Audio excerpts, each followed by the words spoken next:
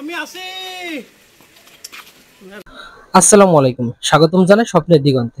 আজ আমরা হাজির হয়েছি ৭১তম পর্ব নিয়ে। প্রিয় দর্শকবৃন্দ, 15 আগস্ট আমাদের বসন্তপুর গ্রামে একটি মর্মান্তিক সড়ক দুর্ঘটনা ঘটে।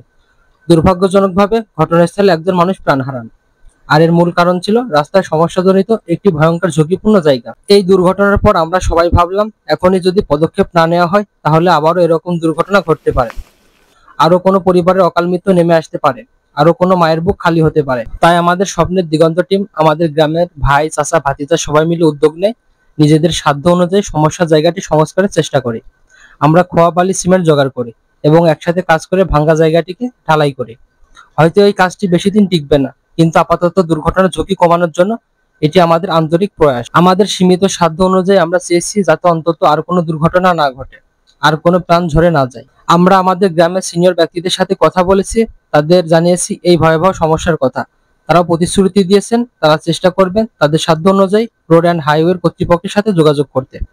প্রিয় দর্শক, এই ভিডিওর মাধ্যমে আমরা সরাসরি দৃষ্টি আকর্ষণ করতে চাই রোড অ্যান্ড হাইওয়ে বিভাগে আমাদের ঝিনাইদহ জেলার শৈলকুপা থানার ১ নং ত্রিবেণী ইউনিয়নের বসন্তপুর পশ্চিমপাড়া গ্রাম। এই ভয়াবহ ঝুঁকিপূর্ণ জায়গাটি রয়েছে। এখানে 15 আগস্ট দুপুর ১টা নাগাদ ঘটে যায় বড় একটি দুর্ঘটনা এবং ঘটনাস্থলে একজন মানুষ প্রাণ হারান।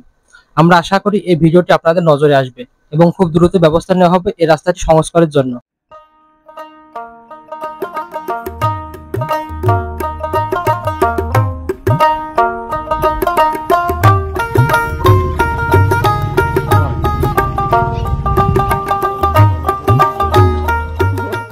আজকের এই মানবিক কাজের খরচ হয়েছে প্রায় ২৫০০ টাকার মতো, যেখানে বসন্তপুর গ্রামের আসিফ ভাই দিয়েছেন খোয়া ও বালি এবং সিমেন্ট দিয়েছেন বসন্তপুর গ্রামের মোকাদ্দেস মেম্বার কাকা এবং বসন্তপুর গ্রামের কুয়েত প্রবাসী বন্ধু আসাদুল ইসলাম। আমরা তাদের জন্য দোয়া করি আল্লাহ যেন তাদের এই ছোট্ট মানবিক প্রচেষ্টা কবুল করেন আর ভবিষ্যতে এরকম কাজে আরো শক্তি দান করেন।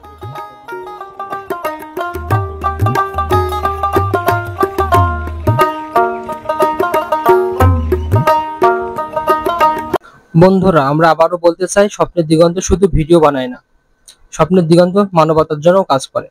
শেষে আপনাদের কাছে অনুরোধ, আপনারা সবাই ভিডিওটি বেশি বেশি শেয়ার করবেন যাতে এটি রোড অ্যান্ড হাইওয়ে কর্মকর্তাদের চোখে পড়ে এবং তারা যেন দ্রুত এই রাস্তাটি সংস্কারের ব্যবস্থা নেন।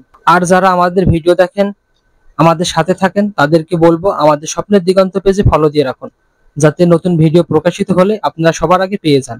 ধন্যবাদ সবাইকে। আল্লাহ আমাদের সবার সহায় হন।